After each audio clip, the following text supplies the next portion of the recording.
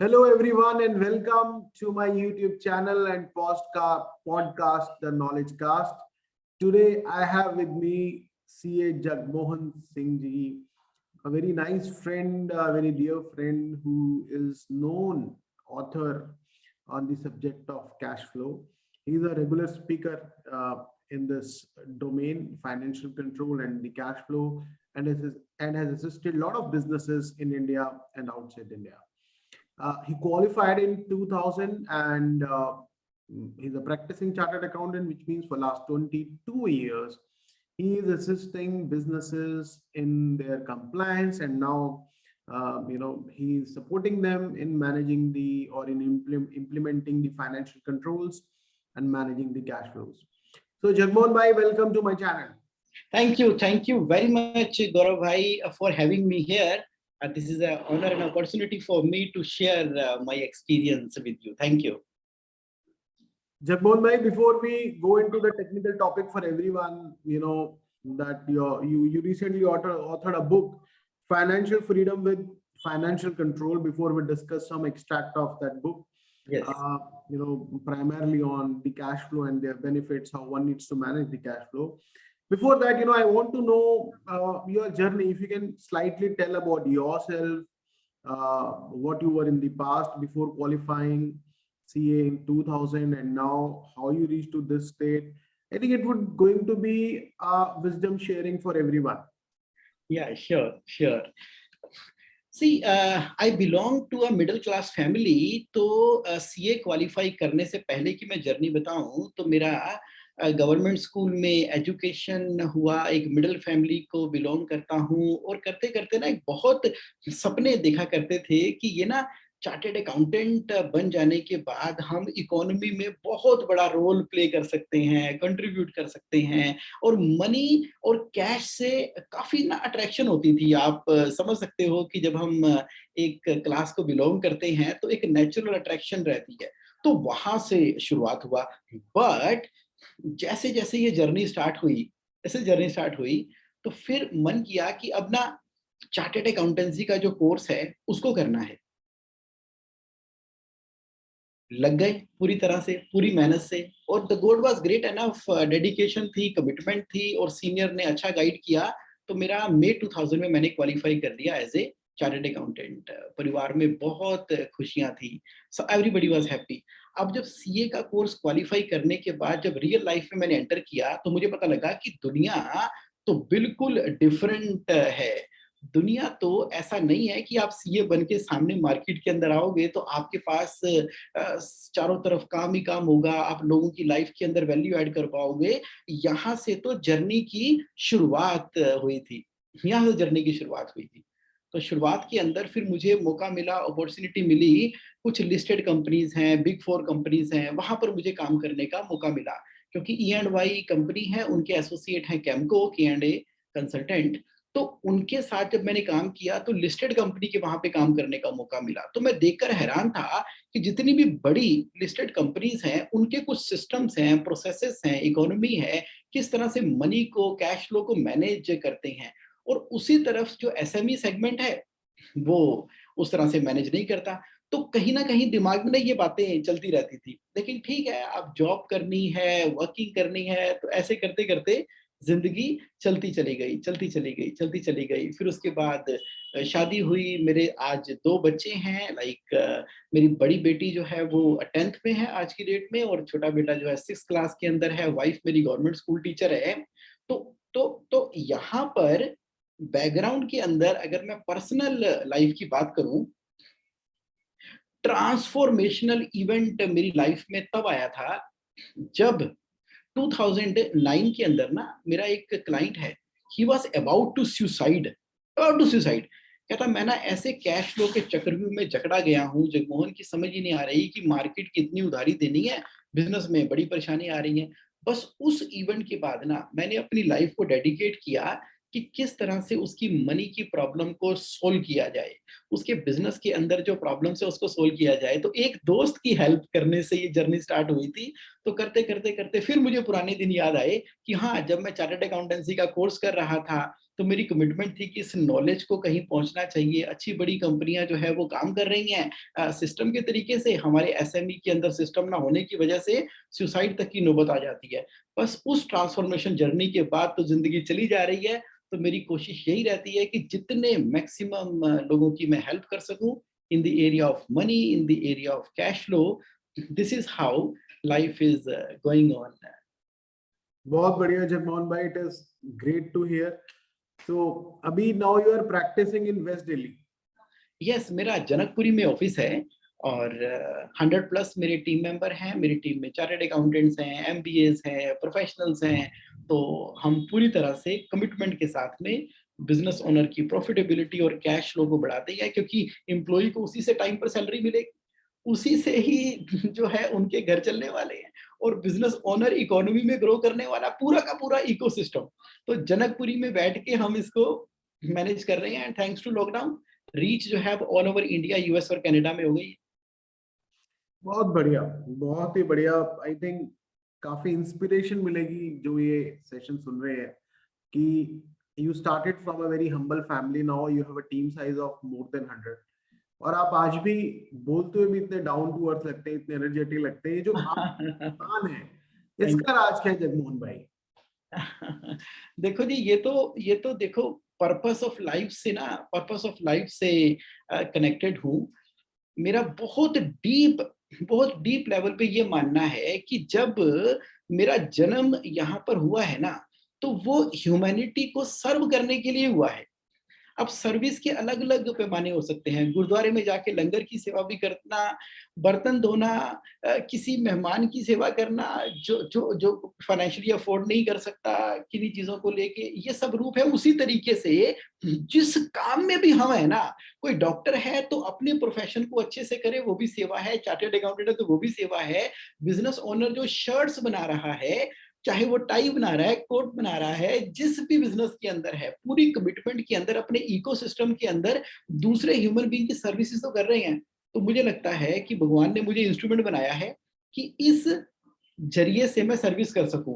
तो यही संस्कार लेकर मैं बड़ा हुआ हूँ, यही हमारी फैमिली के संस्कार रहे हैं, यही हमारे रिलीजन के संस्कार रहे हैं। तो उसी को मेरी कोशिश है कि मैं आगे और जनरेशन तक लेके जा सकूं। वेरी नाइस जगमोहन भाई।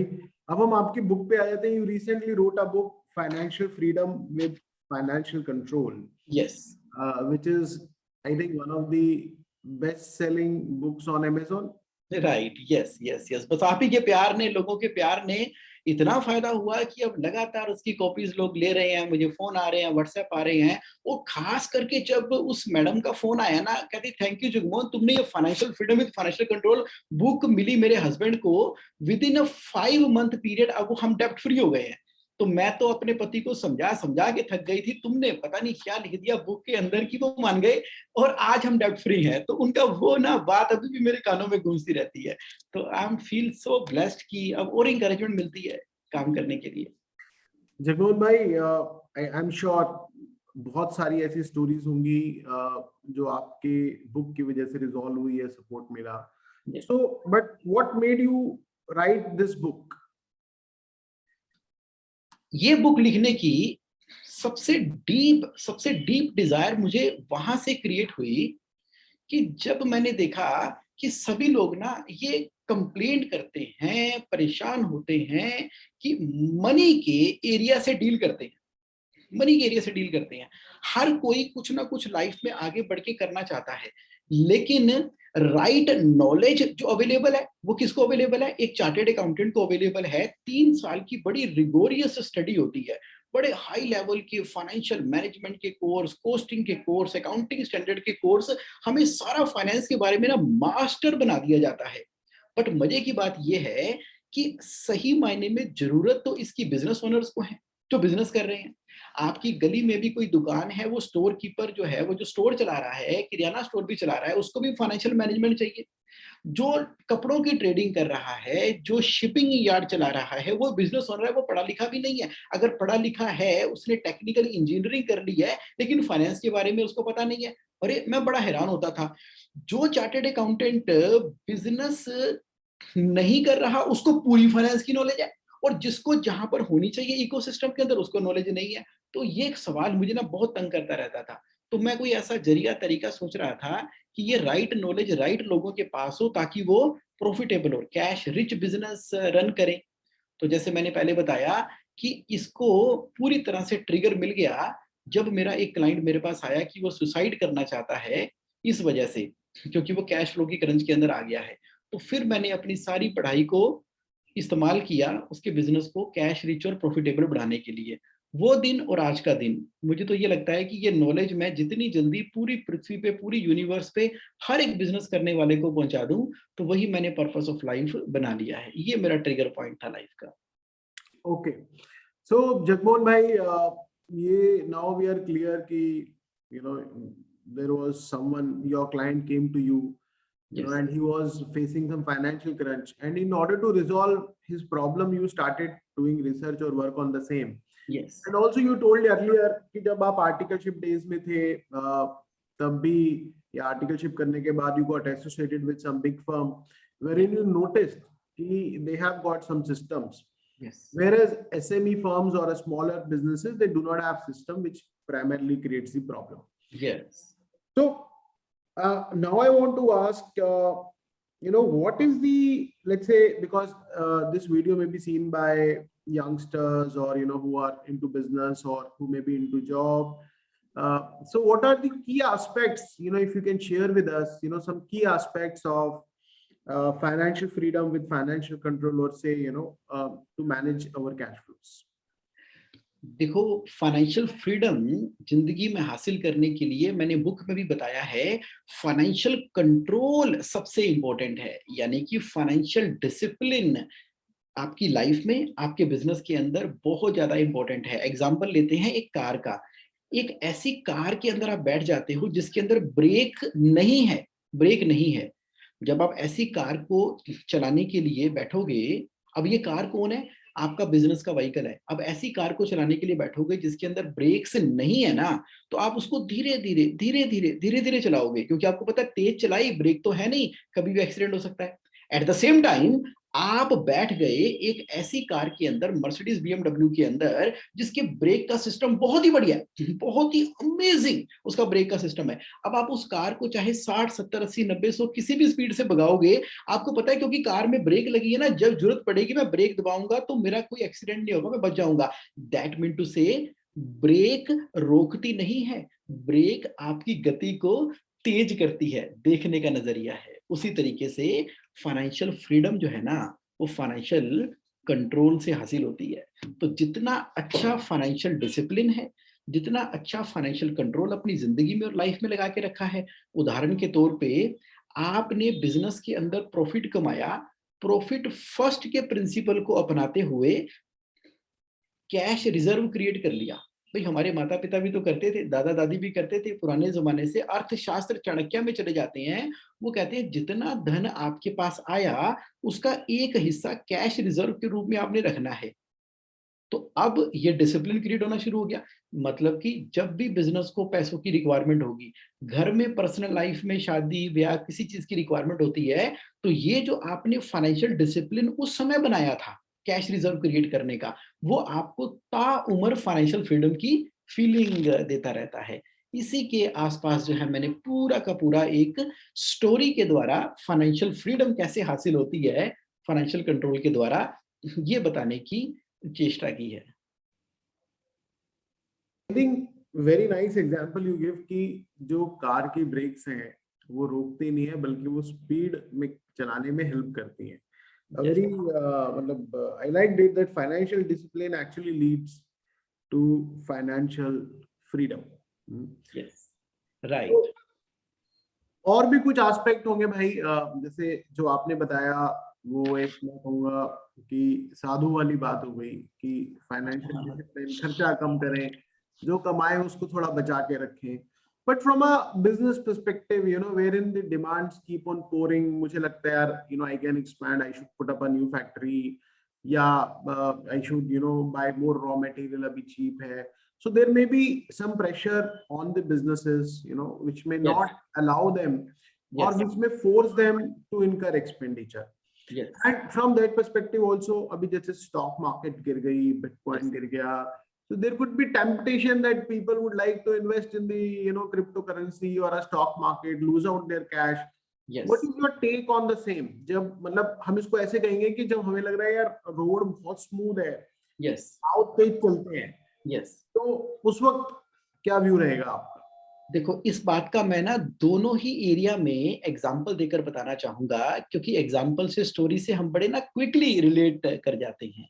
पर्सनल लाइफ का भी देता हूं मैं एग्जाम्पल, और बिजनेस का भी देता हूं। पहले हम चलते हैं पर्सनल लाइफ के अंदर।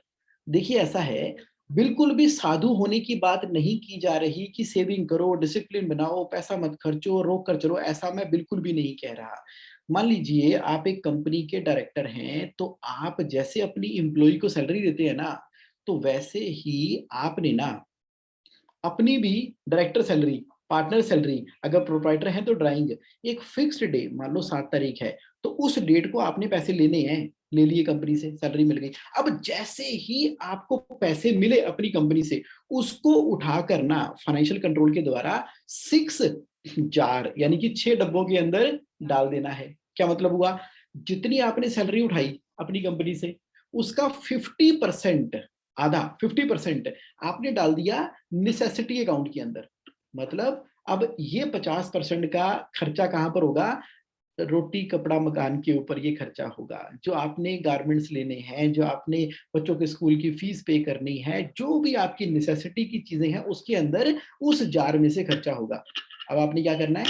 10% पैसा डाल देना है एजुकेशन फंड के अंदर। अब एजुकेशन क्या है?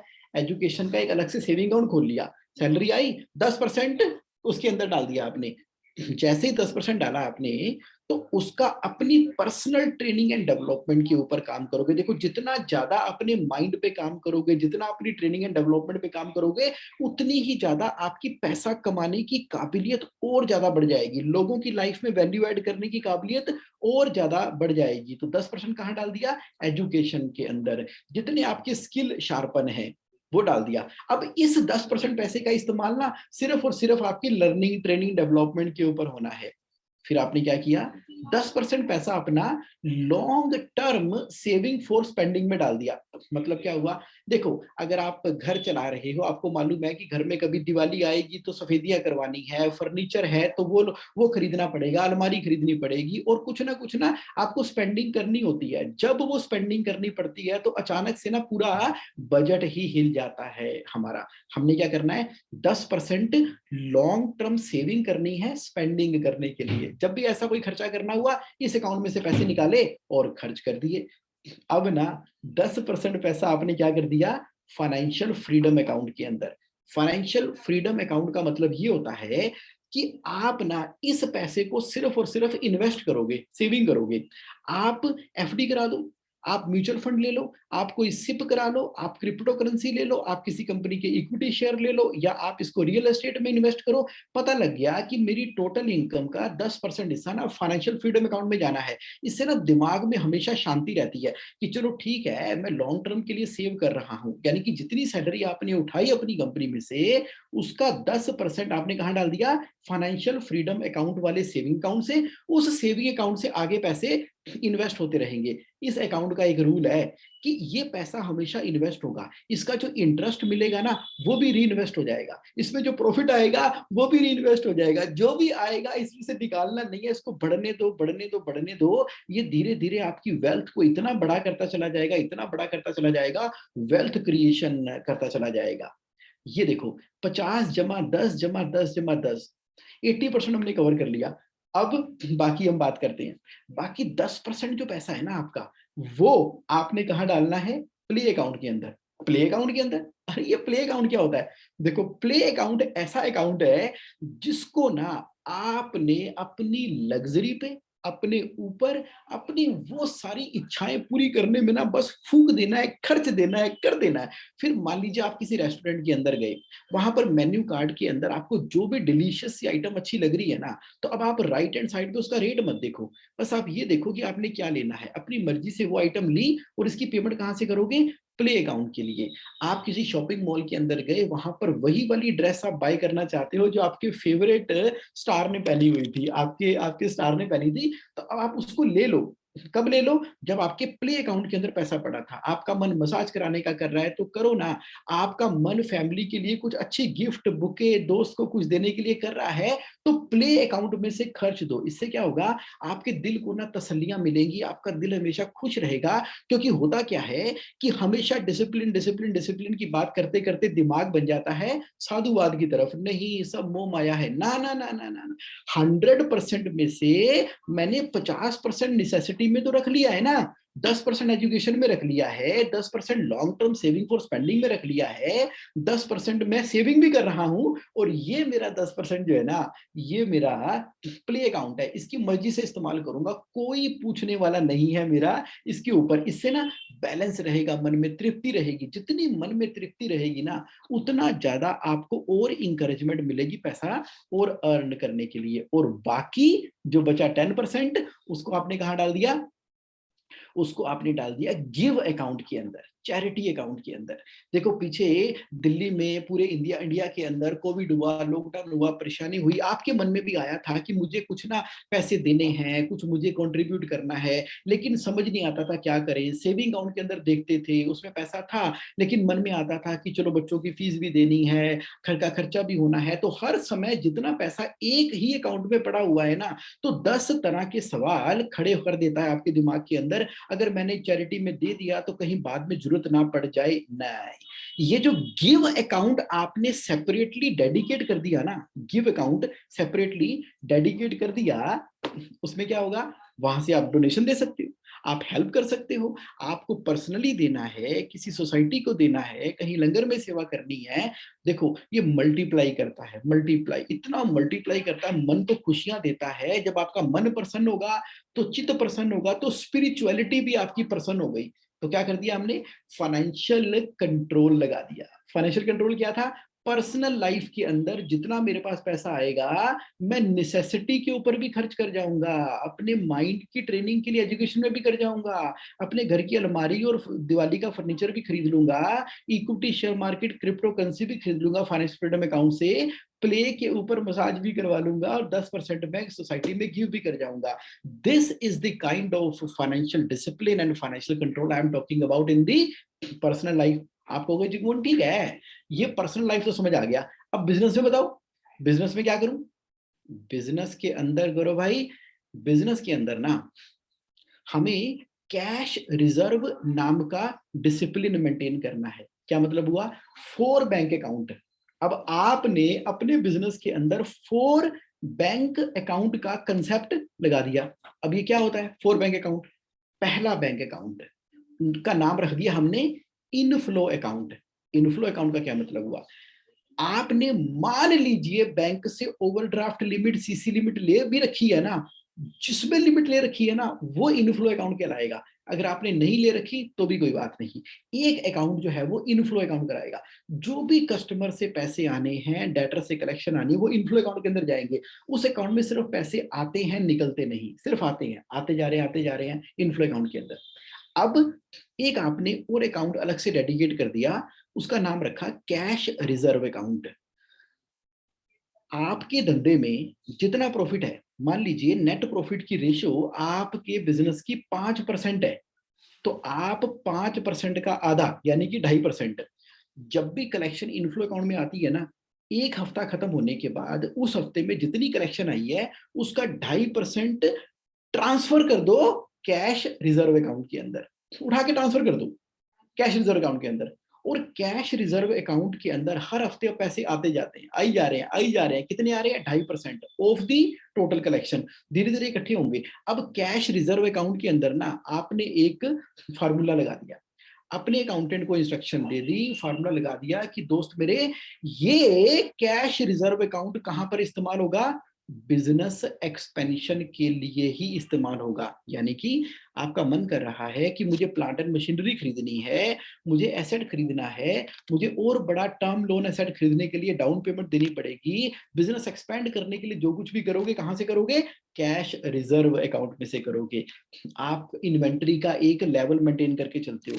आप कहते हो समय आ गया है, मैं ज्यादा इन्वेंटरी रख सकता हूँ, तो उस केस के अंदर आप एक्सपेंड कहाँ से करोगे? कैश रिजर्व अकाउंट में से करोगे। तो कैश रिजर्व ने ना एक शानदार फाइनेंशियल कंट्रोल क्रिएट कर दिया। बाकी क्या बचे? दो अकाउंट। पहला अकाउंट इनफ्लो अकाउंट था, दूसरा अकाउंट कैश रिजर्व अकाउंट था। अब बिजनेस में खर्चा भी तो करना है। बिजनेस के खर्चे मेनली दो हेड्स के अंदर होते हैं।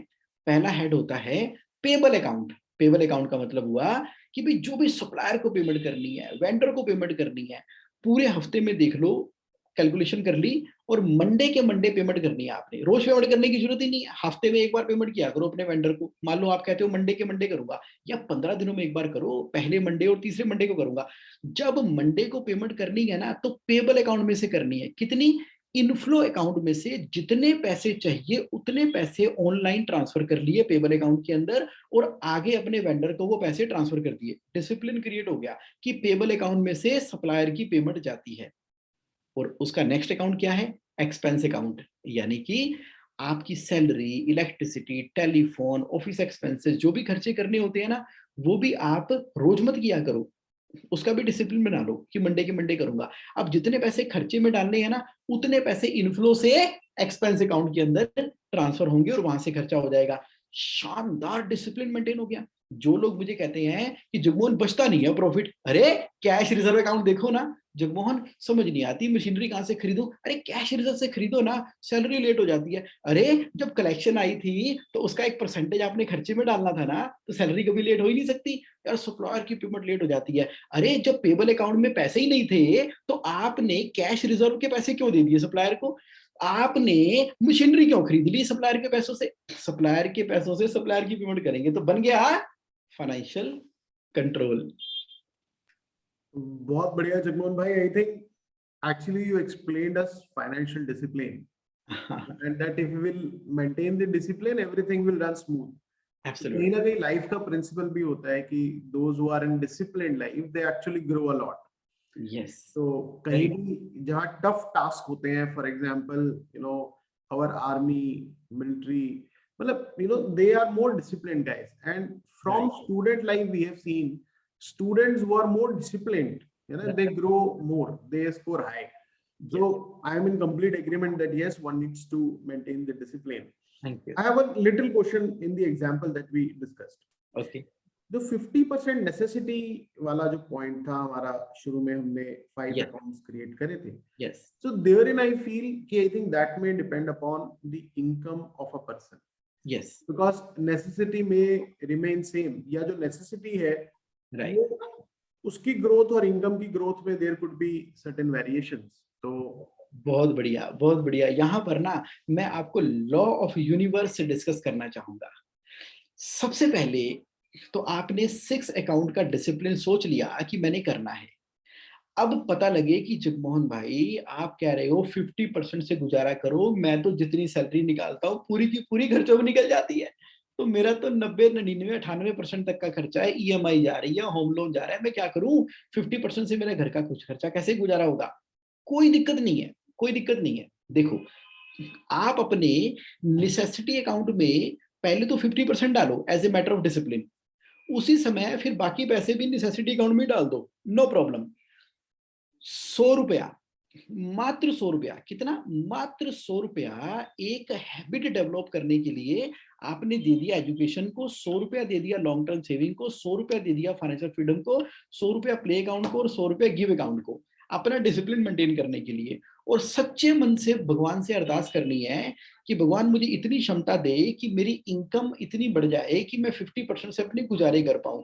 आपके माइंड को एक सिग्नल जाएगा, आपकी मैनिफेस्टेशन को सिग्नल जाएगा। जब आपने डिसिप्लिन का पार्ट बना लिया ना, तो धीरे धीरे धीरे धीरे धीरे धीरे धीरे ऐसा डिसिप्लिन बन जाएगा। याद है स्कूल टाइम में हमारे पेरेंट्स क्या कहा करते थे कि जितनी आपको पॉकेट मनी मिलती है ना, एक गुल्लक लगा रखी थी, उसमें 10 पैसे, 20 पैसे, 25 पैसे, 1 रुपया, 2 रुपया उसके अंदर हम डालते थे, और वो कब हमारे बर्थडे तक कितने पैसे बन जाते थे, वो डिसिप्लिन हमें शुरू से इनकलकेट किया था। अगर हमने ये 6 जार का सिस्टम पहले दिन से इनकलकेट कर दिया, मैं ये नहीं कह रहा कि आप पूरे पैसे एक ही पहली बार में ही डाल दो, शुरू करो, शुरू करो। और सिंपल लिविंग, हाई थिंकिंग, दिखावे की जिंदगी हमने छोड़ देनी है। कोई खुश नहीं होता अगर आप किसी को बहुत बड़ी गाड़ी ला के दिखाते हो अपने दोस्त को और उसको अपनी गाड़ी में बिठाते हो, तो ऐसा नहीं है कि आपकी बहुत टशन हो जाती है। वो मन ही मन में कुछ सोचता है आपके बारे में कि क्या यार ये मतलब ना अब ईएमआई भरने के चक्कर में पड़ जाएगा, मुझे मालूम भी तो था इसका फाइनेंशियल क्या है, ये सोचता नहीं है, या कोई ना कोई जेलसी करते हैं सामने वाले। तो इसलिए लोगों को दिखावे वाली जिंदगी करने की जगह 50% ऑफ द इनकम वाली नेसेसिटी के हिसाब से अगर हमने सिंपल लिविंग से चलना शुरू कर दिया ना, जैसे इन्फोसिस के ओनर है वो तो इसी प्रिंसिपल को फॉलो करते हैं। आज कोई पैसों की कमी है उनके पास, वारेन बफेट इसी को फॉलो करते हैं, कोई पैसों की कमी है उनके पास, कोई दिक्कत नहीं है। लेकिन ये छोटा बीज कब पौधा बन जाता है, कब पेड़ बन जाता है? Discipline, discipline, financial control is the starting point. Very nice, Jagmohan bhai. I think the discussion is going wonderful. Thank you. Or now we'll go back to your book. उसमें I was reading it. I think thanks for the copy, Jagmohan bhai. First of all, उसमें, you know, there is a concept you have discussed, concept that win for all. Yes. I personally like that concept. You know, उसमें, but I would like to hear from you. If in a brief, you can tell to our audience and viewers, what do you mean by concept win for all? Win for all ना, ये हमारी भारतीय संस्कृति, भारतीय सभ्यता का एक अभिन्न अंग है जो हमें ना पूरी मानवता में डिस्टिंग करता है। Win for all.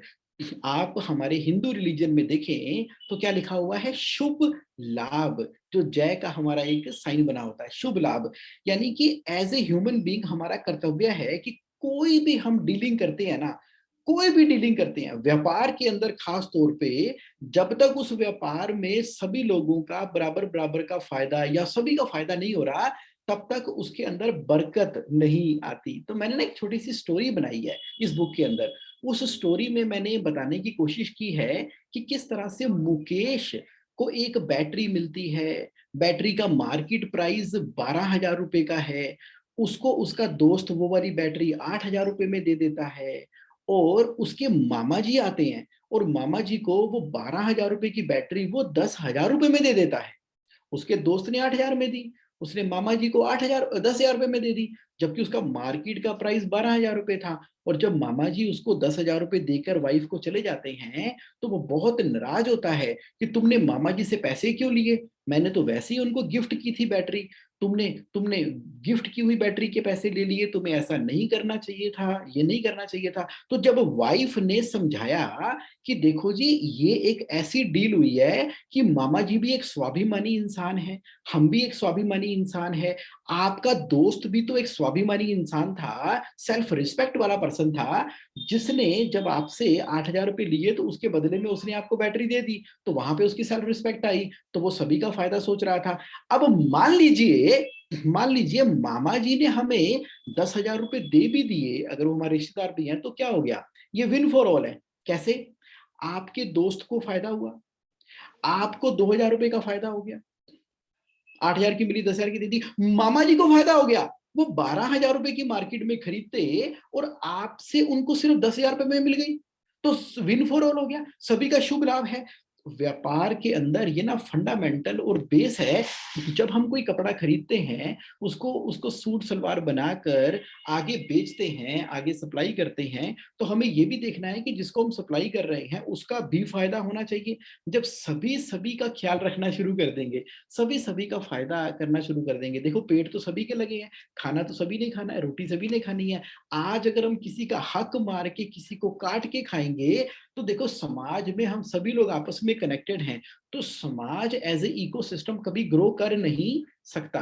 अगर सभी को मिलकर ग्रो करना है, मिलकर तरक्की करनी है, तो हमें एक कंसेप्ट के ऊपर काम करना है, जिसका मतलब है विन फॉर ऑल, जो कि हमारी भारतीय संस्कृति का अभिन्न अंग है। इसलिए गौरव भाई, मैंने ना financial freedom with financial control के अंदर विन फॉर ऑल, के ऊपर बहुत डिटेल के अंदर एक एक एग्जांपल देते हुए, चाहे वो मुकेश का है, चाहे वो बिजनेस का है, चाहे वो लाइफ का है, ये बात की है। और मेरा दिल से मानना है ऐसा कि जब हम सामने वाले का भला देखना शुरू कर देंगे ना, ऊपर वाला हमारी भलाई कर ही देगा। यही हमारे शास्त्रों में, यही हमारे संस्कारों में हमें सिखाया गया है। और ये संस्कार बिजनेस में आने की वजह से आज देखो हिंदुस्तानी पूरे संपूर्ण संपूर्ण विश्व के अंदर अपना परचम लहरा रहे हैं, चाहे वो अमेरिका है, चाहे वो कनाडा है।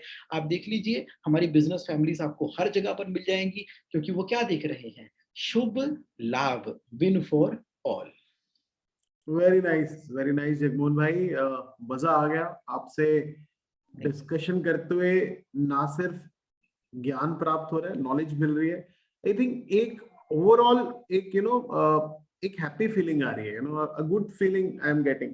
थैंक्स टू यू जगमोहन भाई for the time. Now let me come to my last question before we wind up the session. There is also a chapter in your book, yes. and being a chartered accountant, it seems to be my favorite chapter, which I would like to listen from you in a brief. Missing link for success in accounts and finance. Yes. तो मैं इसे समझा, मतलब मुझे इसको पढ़ना है, but being you are there, तो basically the if somebody is looking for success in the business, yes. and I think the key lies in the accounts and the finance. Yes, true. So if you can, speak on this in brief. बिल्कुल जी, बिल्कुल। देखो, business की सफलता जहां छुपी हुई है उसका नाम ही अकाउंट एंड फाइनेंस है। हम ढूंढ रहे थे ना, कैसे मैं कामयाब होऊंगा, मेरा बिजनेस कैसे बुलंदियों को छूऊंगा, कैसे मैं नेक्स्ट लेवल पे पहुंचूंगा। यहाँ वहां देखने की जरूरत नहीं है, भगवान तो हमारे अंदर ही है, सफलता हमारे अंदर है। और वो कहाँ छुपी हुई है? अकाउंट एंड फाइनेंस के अंदर। लेकिन मिसिंग लिंक क्या है गौरव भाई? हो क्या रहा है आज की डेट में? हो ये रहा है कि जब अकाउंट्स वाले अपना काम करने के लिए आते हैं ना, तो वो परचेज की एंट्री कर रहे हैं, सेल की एंट्री कर रहे हैं। अरे अरे, परचेज का बिल अभी आया नहीं है, इसलिए अभी प्रॉफिट पता नहीं लग सकता। इन्वेंट्री मेंटेन कर नहीं पा रहे, क्योंकि अभी जो जो पीओ सिस्टम नहीं था, डिस्पैच तो चालान के ऊपर हो गई, अभी इनवॉइस बनाने में लेट हो गया है मामला। एक्सपेंसेस की पेमेंट तो हमने कर दी है, लेकिन इनवॉइस अभी आए ही नहीं है। और यहाँ पर प्रेशर आ गया है कि जीएसटी की रिटर्न फाइल करनी है, फटाफट से एक्सेल के अंदर डिटेल बनाकर सबमिट कर दी। उधर से टीडीएस जमा कराना था, ऑनलाइन जमा करवा दिया, सही हेड में करवा नहीं पाए। उधर से टीडीएस की रिटर्न फाइल करने का समय आ गया, यहाँ से स्टैट्यूटरी ऑडिटर बोल रहे हैं कि समय आ गया है, ऑडिट करवा लो, आईटीआर करवा लो। अरे अचानक से जीएसटी डिपार्टमेंट से नोटिस आ गया कि आपको ये पिछले 3 सालों की डिटेल सबमिट करनी है। सी फॉर्म के चक्कर में डिमांड रेज हो चुकी है और हमारा अकाउंट फ्रीज कर दिया गया। उसको छुड़वाने के लिए अकाउंट्स वाले भाग रहे हैं, डिटेल समय पर नहीं है। आज के काम आज हो ही नहीं रहे हैं, आज के काम आज हो ही नहीं रहे हैं, इन्हीं अर्जेंसी के अंदर बिजी हैं। सोचिए, सोचिए, सिस्टम अप्रोच बिजनेस के अंदर आ जाए, अकाउंट एंड फाइनेंस डिपार्टमेंट के अंदर आ जाए। जब मैं बोलता हूं सिस्टम अप्रोच की, तो मैं बोलता हूं कि बिजनेस में जो भी माल परचेज करना है, तो ठीक है ना, एक पीओ इशू हो जाना चाहिए। पीओ इशू हो गया तो उसमें रेट भी लिखा है, क्वांटिटी भी लिखी है, कब तक माल आ जाना चाहिए वो भी लिखा है। अब वो पीओ कहां पर बन गया? आपके अपने अकाउंटिंग सॉफ्टवेयर के अंदर बन गया। अब जैसे ही माल रिसीव हुआ, तो स्टोर कीपर जो है उसने देखा किस पीओ नंबर के अगेंस्ट में माल आया है, और उसके बेसिस के ऊपर उसने उसकी क्वांटिटी को एंटर कर दिया अकाउंटिंग सॉफ्टवेयर के अंदर। अब कम से कम अकाउंटिंग सॉफ्टवेयर में ये तो आ गया कि कितना माल मंगवाया था, कितना आ गया है। ठीक है जी। अब जैसे ही माल आगे बड़ा बड़ा, तो क्वालिटी चेक करने वालों ने क्वालिटी चेक कर दी और टैली अकाउंटिंग सॉफ्टवेयर के अंदर मेंशन कर दिया कि देखो जी, हमारे पास जो क्वांटिटी आई है 100, उसमें से 10 पीस खराब है, 90 सही हैं। अब ये सारा काम ऑटोमेटिकली बैकग्राउंड के अंदर हो रहा है। इन्वेंट्री वाले माल रिसीव कर रहे हैं, क्वालिटी वाले चेक कर रहे हैं। बस ये है कि कंप्यूटर के अंदर उसको अपडेट साथ के साथ किए चले जा रहे हैं। अब वेंडर ने अपना इनवॉइस भेज दिया, उसने अगर ज्यादा रेट का परचेज का बिल भेज दिया, तो अकाउंट्स वाले पकड़ लेंगे, अरे पीओ तो 10 रुपए का था, आपने 12 रुपए का रेट कैसे लगा लिया। अगर उसने बहुत ज्यादा क्वांटिटी डिस्पैच यहाँ पर कर दी थी, लेकिन रिसीविंग के टाइम के ऊपर उसने रिसीव भी कर ली, अकाउंट्स वाले ऑब्जेक्शन रेज कर सकते हैं, मांगे हमने 10 पीस भेज दिया, आपने 100 पीस, क्यों भाई अपना स्टॉक हमारे पास डंप कर रहे हो क्या? वहां पर भी ऑब्जेक्शन लगा सकते हैं। अब माल एक्चुअली रिसीव हो चुका है, ये टैली में एंट्री दिखाई दे रही है, माल सही रिसीव हुआ है, क्वालिटी की रिपोर्ट ऑटोमेटिकली सिस्टम में दिखाई दे रही है। अब अकाउंट्स वालों ने करना क्या है, उन्होंने तो ऑलरेडी अवेलेबल इंफॉर्मेशन के बेसिस के ऊपर बिल को पास करना है।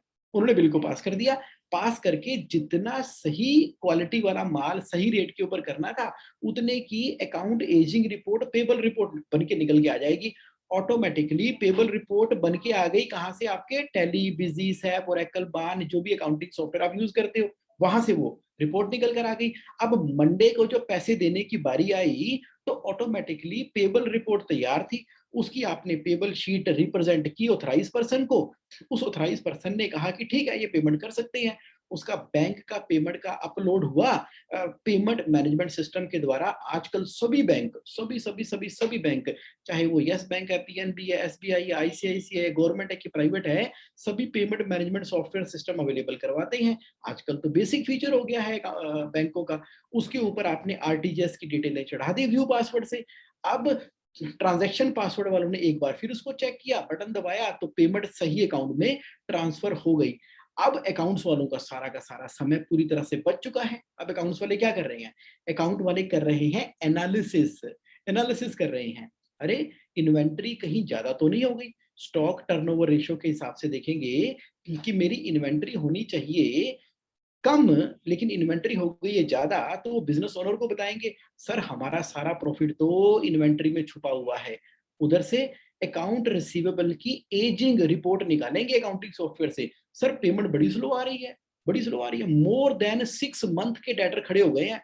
खास करके प्रकाश चंदन कंपनी से तो बहुत ज्यादा पैसा ड्यू हो गया है, ये तो 365 दिनों के ऊपर जा रही है। ये जानकारी प्रदान करेंगे अकाउंट वाले किसको, बिजनेस ओनर को, कलेक्शन कोऑर्डिनेटर को, कलेक्शन डिपार्टमेंट को, सेल्स डिपार्टमेंट को जानकारी प्राप्त करेंगे। अब अकाउंट्स एंड फाइनेंस वाले जो दिन रात परचेज का बिल दे दो, बैंक चढ़ा दो, ये कर दो, वो कर दो, उसमें लगे रहते थे, उनका मिसिंग लिंक क्या था, सिस्टम नहीं था। सिस्टम आने की वजह से डाटा एंट्री तो प्रोसेस के द्वारा अपने आप हो रही है, ध्यान कहां पे चला गया, एनालिसिस के ऊपर चला गया। अब अकाउंट्स एंड फाइनेंस वाले देख पा रहे हैं कि मिसिंग लिंक कहां पर है, पैसा कहां पर रुक रहा है, कहां पर तेजी करने की जरूरत है, यानी कि कंट्रोल, सारा ध्यान कहां पे चला गया, फाइनेंशियल कंट्रोल के ऊपर। सही मायने में अकाउंट्स एंड फाइनेंस वालों का जो 90% रोल होता है किसी भी कंपनी के अंदर, सर वो होता है फाइनेंशियल कंट्रोल करने का।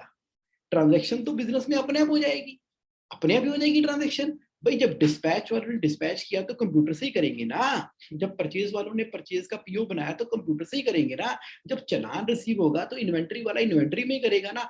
क्या हो रहा है, इस एरिया पे बिल्कुल ध्यान नहीं दिया जा रहा, और बिजनेस ओनर क्या, ऑपरेशन क्या, प्रोडक्शन क्या, मार्केटिंग वाले सभी के सभी अकाउंट्स वालों से बस यही पूछते रहते हैं कि भैया प्रोडक्शन की डिटेल दे दो, सेल की डिटेल दे दो, किस डिपेंडर से कितने पैसे देने हैं, किस कस्टमर से कितने पैसे लेने हैं, ये रिपोर्ट बना दो, वो रिपोर्ट बना दो। और वो बेचारा बिजी रहता है, कभी बैंक ऑडिट करने वाला स्टॉक ऑडिट करने के लिए आ जाता है, तो स्टॉक ऑडिट करवा रहे हैं, तो सारा झोलमोल फंसा हुआ है। मिसिंग लिंक क्या है, अकाउंट्स एंड फाइनेंस के अंदर मिसिंग लिंक है सिस्टम अप्रोच। तो इस बात को मैंने बहुत डिटेल में मुकेश की स्टोरी के साथ में रिलेट करते हुए गौरव जी बताने की कोशिश की है कि किस तरह से हम फाइनेंशियल कंट्रोल ला सकते हैं। थैंक यू जगमोहन भाई, मुझे तो ये जानने का मन कर रहा है मुकेश कौन है, क्योंकि आप मुकेश पे बहुत स्टोरी लिख रहे हैं। इसका राज खुल जाएगा किताब में। So, Jagmohan ji, it was wonderful discussing with you. You know what in nutshell, if I can summarize, the financial discipline is the key to growth. Whether it's the personal life or is the business life, the way you gave the examples or your principles tha, 6 bucket wala, and then for the personal life 6 buckets ho gaye, business ke liye humne 4 ho gaye, and when abhi we were discussing about the missing link, I think a finance जो आपका एक niche है, which is your expert area, financial control, is actually coming out. I think you have shared in this the importance, or I will say you are able to share the importance of financial control because you are expert in that area. So thanks for sharing your expertise with us, and I'm sure the one who will going to read your book, Financial Freedom with Financial Control, would going to be benefited, from the reading. Jagmohan भाई, मेरी यही request है, ऐसे ही मुस्कुराते रहे, हम सबको knowledge और अपनी विजडम शेयर करते रहे, and keep on writing the book. अच्छा, वन थिंग मोर, आपने एक 5 AM क्लब चलता था, नाउ इज स्टिल वर्किंग या अभी उसको होल्ड पे डाल दिया कुछ टाइम? बिल्कुल, एवरी सैटरडे पिछले काफी समय से, कई साल हो गए हैं, अभी भी चल रहा है. एवरी 5 AM लाइव 5 बजे से 6 बजे तक मैं एक नया टॉपिक टेकअप करता हूँ. ये फ्री ऑफ कॉस्ट होता है और ऑल ओवर इंडिया से हर रोज, हर सैटरडे को 100+ लोग जो हैं इसको ज्वाइन करते हैं, लाइव सेलिब्रेट करते हैं. कैश फ्लो मास्टरी के टॉपिक को हम कवर करते हैं every Saturday. Very nice. Jagmohan भाई, मेरी आपसे रिक्वेस्ट है, वो आप लिंक जरूर शेयर करिएगा कि कोई रजिस्ट्रेशन का फॉर्म है, कोई आप तक अपनी डिटेल कैसे पहुंचाए, वो do share that link with me. I will put it in मेरा जो YouTube का डिस्क्लोजर फॉर्मेट होता है, and also in the podcast we're going to share that link so that if anyone wants to join your 5 AM club, wo join kare. Sure. Thank you Jagmohan bhai, it was wonderful, once again wonderful discussing with you.